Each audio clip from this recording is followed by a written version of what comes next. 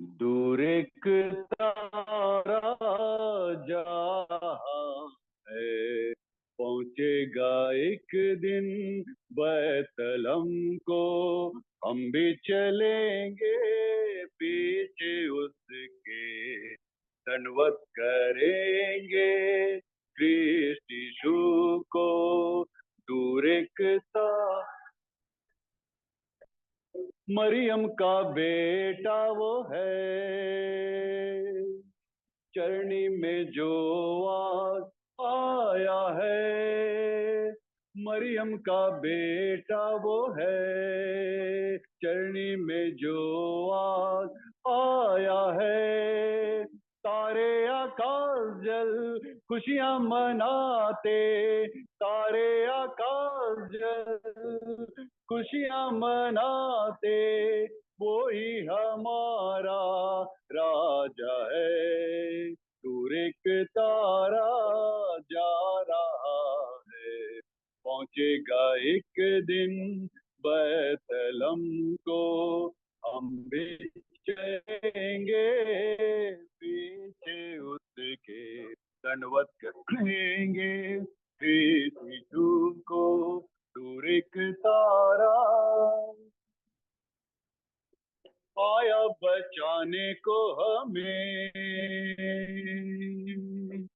डूबे थे जब हम पापों में, आया बचाने को हमें। डूबे थे जब हम पापों में, ये बात समझो मन फिराओ, ये बात समझो मन फिराओ। क्यों आया जग में प्यारा मसीहा, दूर एक तारा जा रहा है, पहुंचेगा एक दिन बैतलम को। हम भी चलेंगे पीछे उसके, दंडवत करेंगे यीशु को। दूर एक तारा आएगा फिर से मसीहा, चिन्हों को देखो पूरे होते, आएगा फिर से मसीहा। चिन्हों को देखो पूरे होते, न्याय करेगा आकर हमारा, न्याय करेगा आकर हमारा।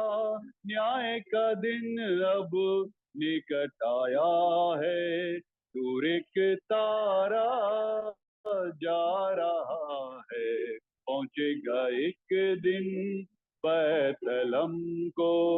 हम भी चलेंगे पीछे उसके, दंडवत करेंगे कृष्ण यीशु को। दूर एक तारा। हम समस्त मानव जाति के लिए प्रार्थना करें और अपनी प्रार्थनाओं को कृष्ण के निरंतर निवेदन के साथ साथ अर्पण करें। मंडली कृपया बैठ जाए, हम परित निवेदन काम में लाएंगे। हे पिता, हम प्रार्थना करते कि समस्त संसार में न्याय शांति स्थापित हो, प्रत्येक व्यक्ति भरपूर जीवन प्राप्त करे। हे दयावान प्रभु, उन सब लोगों के लिए जो इस नगर में रहते हैं, उन सब बातों को दूर करने के लिए जिनसे आपसे फूट और झगड़े होते हैं, और हमारे देश में सच्ची एकता की बढ़ती के लिए हे दयावान प्रभु, उन सब लोगों के लिए जो कृषि उद्योग अथवा व्यापार में लगे हुए हैं, सब मजदूरों और कारीगरों के लिए, और उन सब के लिए भी जो अपनी सेवा से हमारी आवश्यकताओं की पूर्ति करते हैं, हे दयावान प्रभु, अध्यापकों और छात्रों, वैज्ञानिकों, लेखकों और कलाकारों, और उन सब व्यक्तियों के लिए जो अन्य लोगों के विचारों को प्रभावित करते हैं, हे दयावान प्रभु, उन सब लोगों के लिए जो दुखी, बेरोजगार, भूखे प्यासे, दरिद्र, दलित, बीमार, मरणासन है, और उन सब व्यक्तियों के लिए जो ऐसे लोगों की सेवा करते हैं, हे दयावान प्रभु, उन सब के लिए जो हमारे अन्य देशों में शासन करते हैं, विशेषकर हमारे राष्ट्रपति, प्रधानमंत्री, इस राज्य के राज्यपाल और मुख्यमंत्री, और उनके लिए भी जो अपने साथियों पर किसी प्रकार का अधिकार रखते हैं।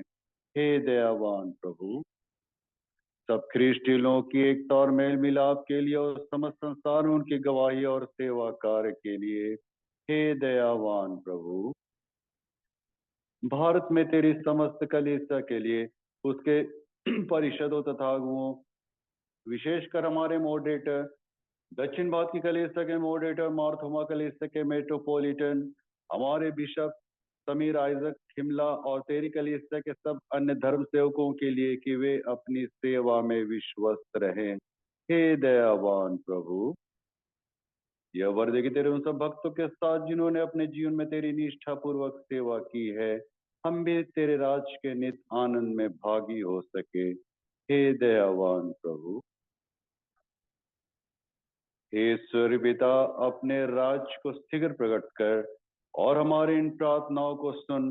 हम तेरे पुत्र अपने प्रभु और उद्धार करता यीशु ख्रीस्ट के नाम से। प्रिय हमारे प्रभु यीशु ख्रीस्ट ने कहा, प्रभु हमारा परमेश्वर ही एकमात्र प्रभु है। तू प्रभु अपने परमेश्वर को अपने संपूर्ण मन, संपूर्ण प्राण, संपूर्ण बुद्धि, संपूर्ण शक्ति से प्रेम कर, यह पहली आज्ञा है। दूसरी है अपने पड़ोसी को अपने समान प्रेम कर, इनसे बड़ी और कोई आज्ञा नहीं। परमेश्वर ने संसार से ऐसा प्रेम रखा कि उसने अपने इकलौता पुत्र यीशु ख्रीस्त दे दिया कि वह हमें पापों से बचाए, स्वर्ग में हमारे निधन करता हमें शाश्वत जीवन में पहुंचाए। इसलिए हम पश्चाताप और विश्वास के साथ अपने गुनाहों का अंगीकार करें। हम परमेश्वर की कृपा से उसकी आज्ञाओं का पालन करने का और सब लोगों के साथ मेल मिलाप और प्रेम से रहने का दृढ़ निश्चय करें। हम पाप अंगीकार की प्रार्थना एक साथ करेंगे। हे सर्वशक्तिमान परमेश्वर, हमारे स्वर्ग पिता, हमने मन, वचन और कर्म से तेरे विरुद्ध और अपने साथियों के विरुद्ध पाप किया है। हमने अपनी अज्ञानता और दुर्बलता के कारण और जानबूझकर ही बुराई की है और भलाई करने में असफल रहे हैं। इन सब पापों के लिए हम सचमुच खेदित हैं और अंतःकरण से पश्चाताप करते हैं। तेरे पुत्र यीशु ख्रीस्त ने हमारे लिए अपने प्राण दिए, उसी कारण हमने जो गुनाह किए उनको क्षमा कर और यह वर दे कि भविष्य में हमने जीवन पाकर सदा तेरी सेवा करें, ताकि तेरे पवित्र नाम की महिमा। सर्वशक्तिमान परमेश्वर उन सबको क्षमा करता जो अपने साथियों को क्षमा करते और सच्चा पश्चाताप करते हैं, वह तुम पर दया करे, तुम्हारे सब गुनाहों को क्षमा करे, उनसे तुमको छुटकारा दे, सब भले कामों तुम्हें स्थिर और सबल करे और शाश्वत जीवन बनाए रखे। आमीन। परमेश्वर का धन्यवाद। हम सब मिलकर ख्रीस्ट की देह है। हम सब ने एक आत्मा द्वारा एक देह में बपतिस्मा लिया है। हमें ऐसे कार्य में सदैव शांति मिलती है और एक दूसरे का निर्माण होता है। प्रभु की शांति सदा तुम्हारे साथ रहे और आपके साथ। हम लोग गीत संग्रह से गीत गाएंगे। 44 गीत संग्रह से 44 नंबर गीत हम लोग गाएंगे। 44 धन्य रात धन्य रात। 44 धन्य रात धन्य रात जिसमें कृपा नाम स्वर्ग से आया है जगत में, अपने पिता की गोद में से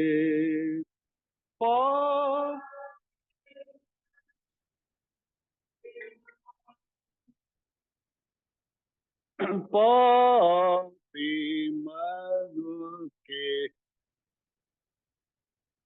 धन्य रात धन्य रात पापी लोग डरो मत, पाप से तुमको बचाने को ईश्वर बाप से मिलाने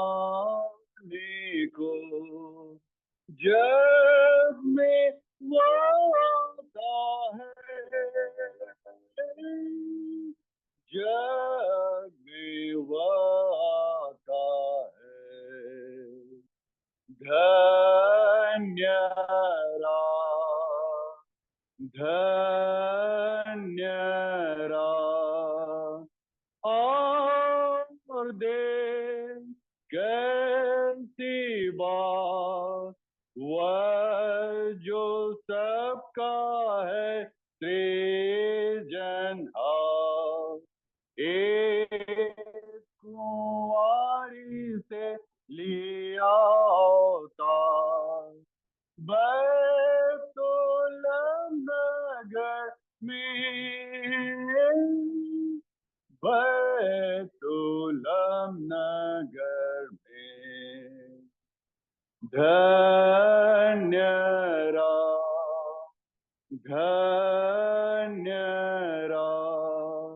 भजन कर मेरे साथ जो चरणी में पड़ा है जान वह ईश्वर का बेटा है यीशु उसका है नाम यीशु उसका है नाम धन्य धन्य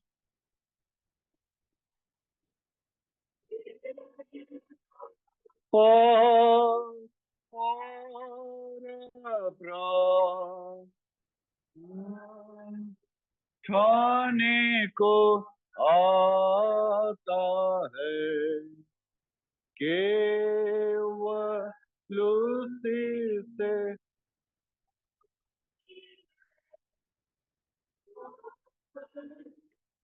करो विश्वास उस पर करो विश्वास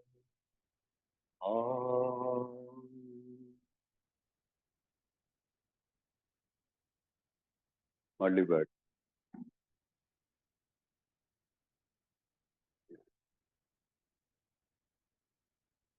तो सर्वप्रथम तो आप सबों को मेरे और अपने परिवार की ओर से क्रिसमस की हार्दिक शुभकामनाएं और एक ही जन रिस्पॉन्स दिया बाकी लोग तो सब खामोश से लगता आप लोग 36 का आंकड़ा है काम से हाँ वो बोले अच्छा ठीक ठीक है ठीक है मैंने इतना भी नहीं कीजिए कि राशन पानी लेके चढ़ जाइएगा आप हाँ धीमा बोलिए यार परमेश्वर धीमी बात कर सकता है एलिया को धीमी आवाज खैर anyway, तो हम बतिया रहे थे कि इस साल का जो क्रिसमस सेलिब्रेशन हम लोग जो किए बहुत ही मतलब उत्साहजनक था और वास्तव में परमेश्वर की उपस्थिति का एहसास हम लोग को हुआ सभी को आ, जैसा देखे मीना बाजार देखे क्रिसमस गैदरिंग देखे क्रिसमस कैरोल जो हम लोगों ने घूमा इसमें जो संख्या जो जुटी थी ना पिछले सारे रिकॉर्डों को तोड़ दिया है ना क्रिसमस कैरोल्स में अभी 40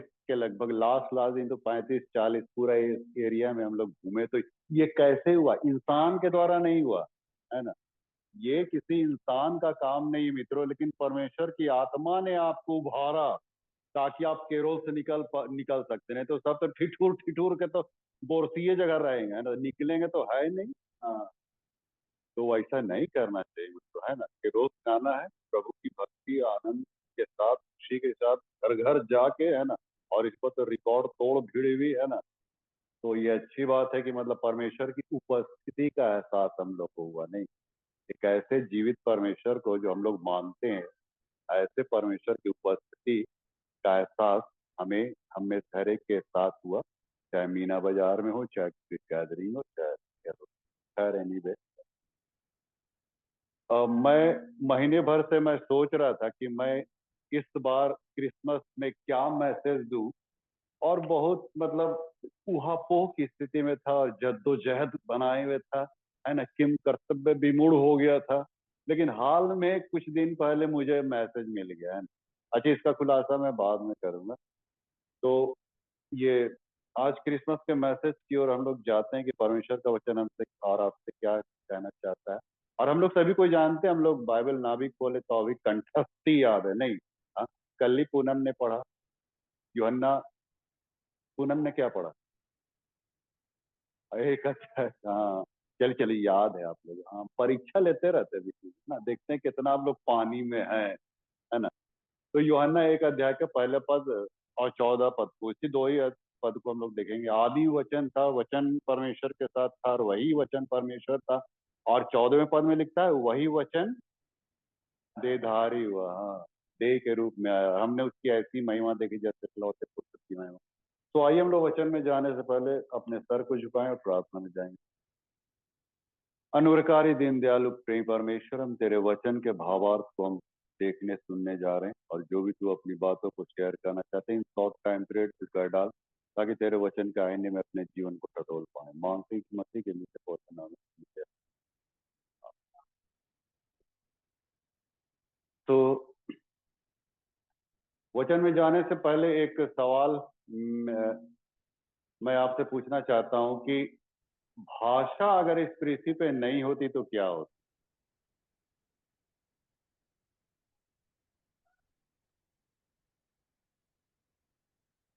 चलिए बोलिए।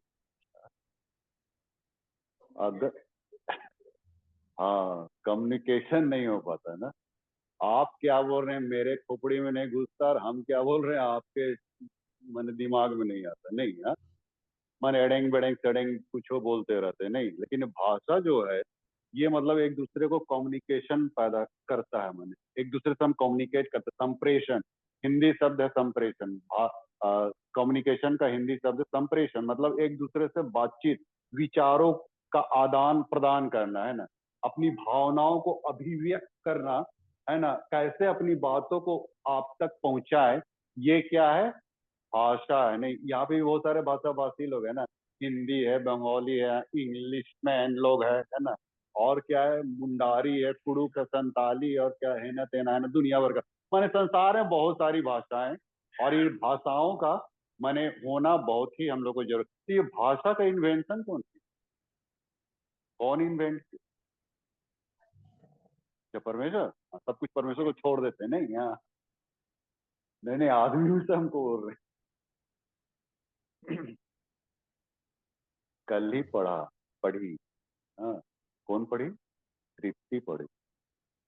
जो ख्याल है, परमेश्वर ने जब सृष्टि की रचना की और सारे जीव जंतु को बनाया, तो जीव जंतु को किसके पास ले गया? आदम के पास। और आदम ने जो जो प्राणी का, जिस जिस प्राणी का जो जो नाम दिया, वही नाम सब किसने इन्वेंट किया है? आदम ने किया है नहीं? हाँ? हम लोग सोचते हैं कि भाषा आज का है, नहीं पर अब का इन कैसे बोला होगा हम तो नहीं समझ सकते भैया, है ना? एडेंग बेडेंग सडेंग जो भी बोला होगा, है ना? लेकिन कुछ को बोला होगा, तब तो उसका नाम चर्चित हुआ, धीरे धीरे फिर वो फैलता चला गया। और ये मतलब आदम ने इस रूप में मैंने सारे जानवरों को नाम रखे, और बाइबल कहती है कि जो जो प्राणी, जिस जिस प्राणी का जो जो नाम आदम ने रखा, उसी उसी वही नाम मैंने मैंने टिप दिया, है ना, सब जानवरों का, पशुओं का। तो ये भाषा का व्युत्पत्ति जो हुआ, ओरिजिन हुआ, वहां से हुआ। और उसके बाद हम देखते हैं कि उसकी जनसंख्या जब बढ़ती चली गई, मानव की, सृष्टि की, जब जनसंख्या इंसान की जब बढ़ती चली गई, तो नूह के समय जल प्रलय आया, और जल प्रलय में सब नाश हो गए, मात्र 8 व्यक्ति बचे थे, है ना? नूह और उसकी मेम साहब और उसके 3 बेटे और 3 बहुएं, है ना? टोटल 8 प्राणी नूह के समय वो लोग बचे। उसके बाद फिर वे लोग, फिर जनसंख्या बढ़ती चली गई, है ना? बढ़ती 500 हजार जो भी हो, तो जनसंख्या बढ़ते बढ़ते वे लोग कहाँ पहुंच गए? शिनार देश में ना, शिनार देश में पहुंच गया, और वहां पे उन्होंने क्या सोचा कि चलो भैया यहीं पे फ्लैट बना के देंगे। फ्लैट का आविष्कार भी वहीं पे हुआ था नहीं? गगनचुंबी इमारत बना के वहीं पे सब लोग रहेंगे, हम लोग को इधर उधर बिखरना नहीं पड़ेगा। बाइबल क्या बताती है कि उस समय पृथ्वी में एक ही कुल और एक ही जाति, एक ही भाषा थी, है नहीं? और सभी लोग एक दूसरे को जानते थे, पहचानते थे, एक दूसरे से के विचारों को आदान प्रदान करते थे, है ना? सब एक दूसरे को कम्युनिकेट करते थे, और एक दूसरे से ट्यूनिंग बना के रखे थे। और इतना एकदम 2 तल्ला 3 तल्ला 4 तल्ला 5 तल्ला पता नहीं कितना तल्ला हो बना, वो गगन चुंबी मीनार बना के वहीं पे रहने लगा। लेकिन परमेश्वर ने क्या किया? उनके बीच में उतर के भाषा गड़बड़ी में गड़बड़ी। भाषा भाषा में और गड़बड़ी। गड़बड़ी। काहे ऐसा किया भैया? कितना तो अच्छा, सब लोग प्रेम से संगठित रूप में थे भैया, यूनिटी को दिखला रहे थे। एक ही हाड़िया डेक्ची सबका था भैया, है ना। आज तो बहुत सारा हाड़िया डेक्ची हो गया है ना। तो उस समय देखिए 500 हजार 2000 5000 जो भी हो, तो सब एक ही डेक्ची में खाना खाते थे। लेकिन तो परमेश्वर को काहे ऐसा लगा भाई उसके भाषा में गड़बड़ी डाल दें?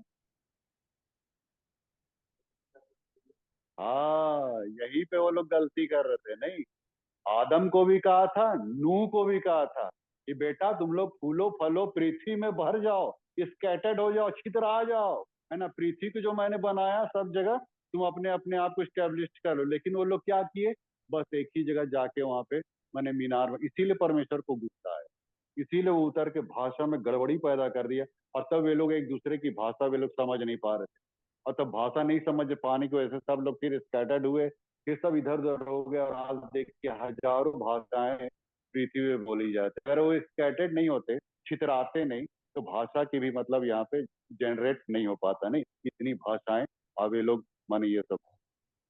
तो ये तो हो गई भैया मानवीय भाषा। अब मेरा सवाल अब एक और है कि परमेश्वर की भाषा क्या है? प्रेम प्रेम प्रेम। हाँ, एक तो कान में आवाज आए। हाँ, रांची से आवाज आए, प्रेम, है ना। परमेश्वर की भाषा क्या है? प्रेम है ना। इससे बड़ी और कोई भाषा हो सकती है क्या?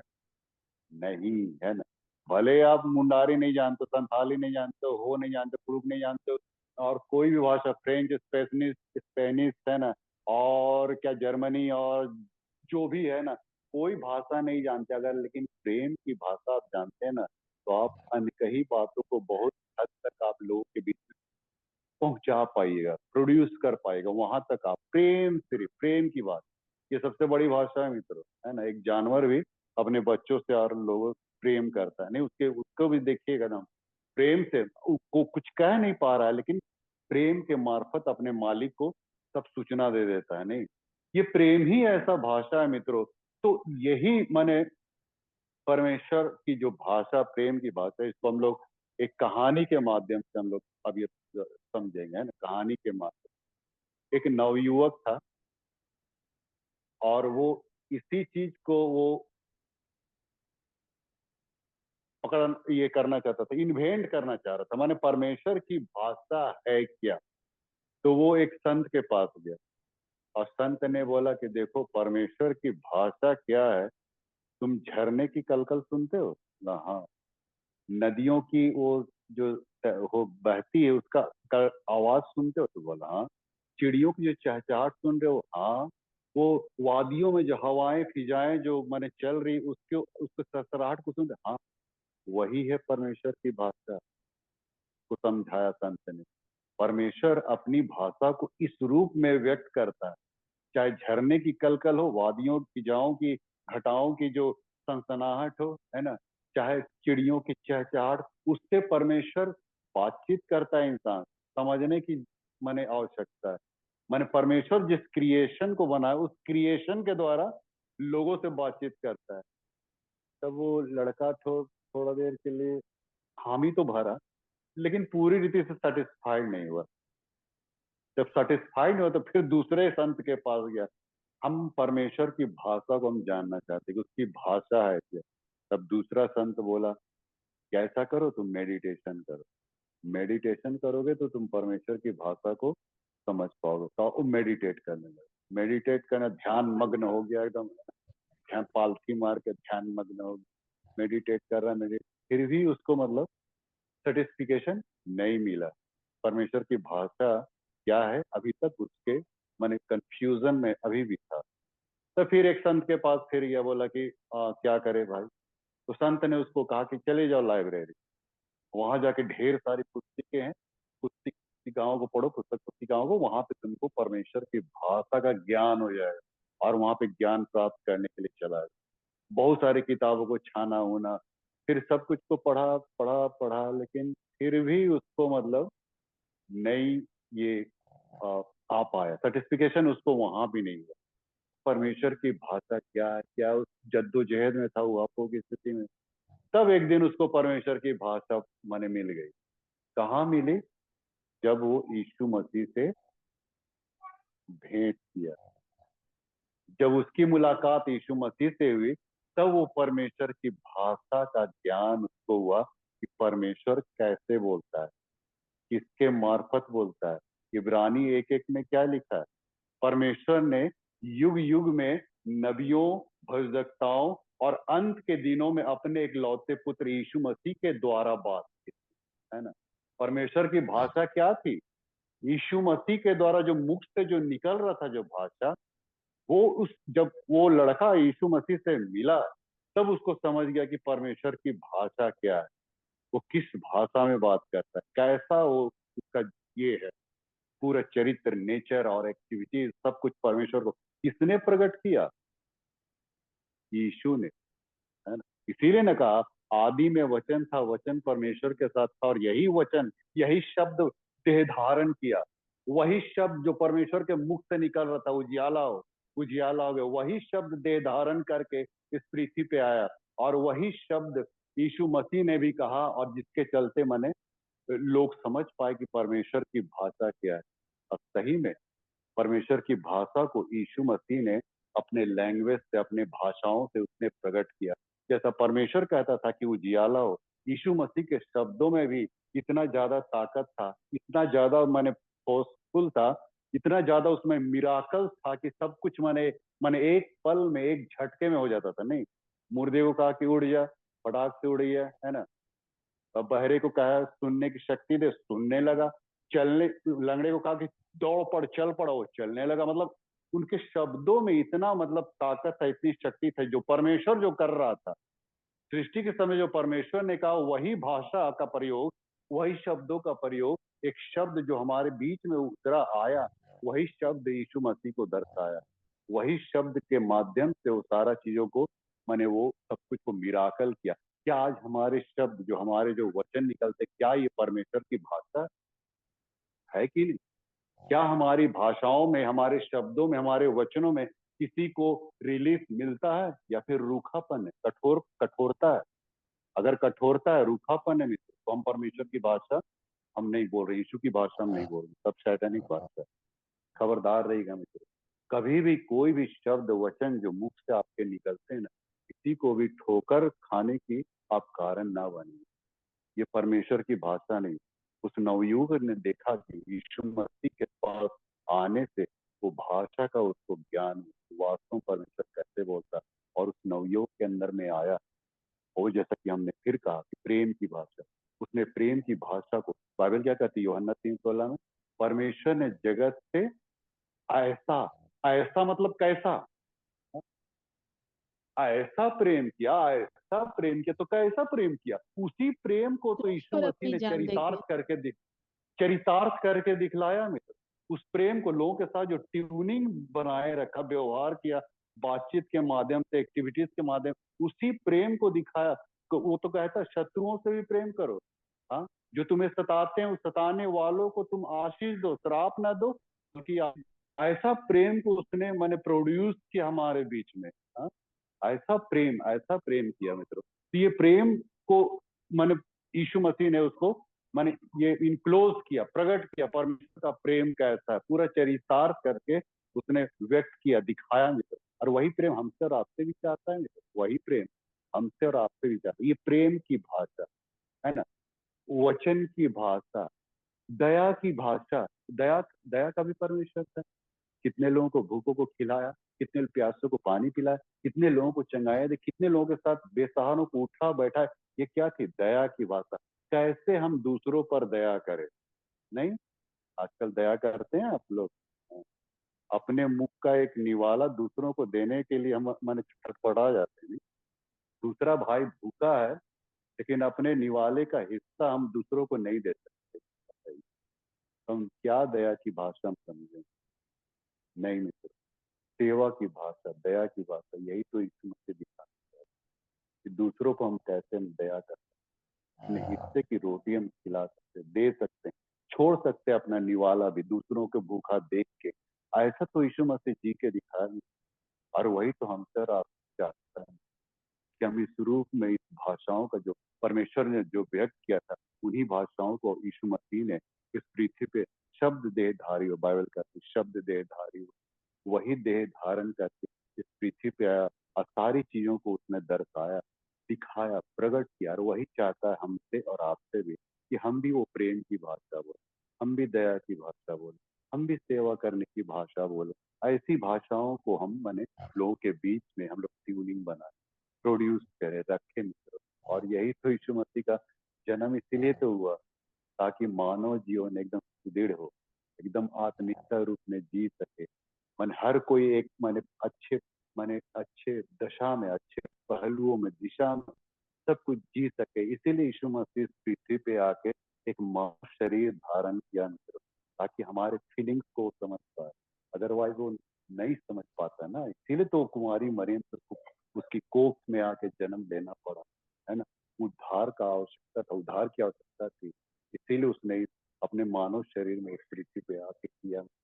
बहुत बड़ी बात है मित्रों, उसकी भाषा को, उसके शब्द जो देहधारी हुआ, वही आज हमारे और आपके लिए एक पैगाम है, एक वचन है। और आज फिजिकली रूप में भले यीशु मसीह ना हो, लेकिन आज भी उनके शब्द हमारे पास हाँ जीवित है मित्रों, है ना।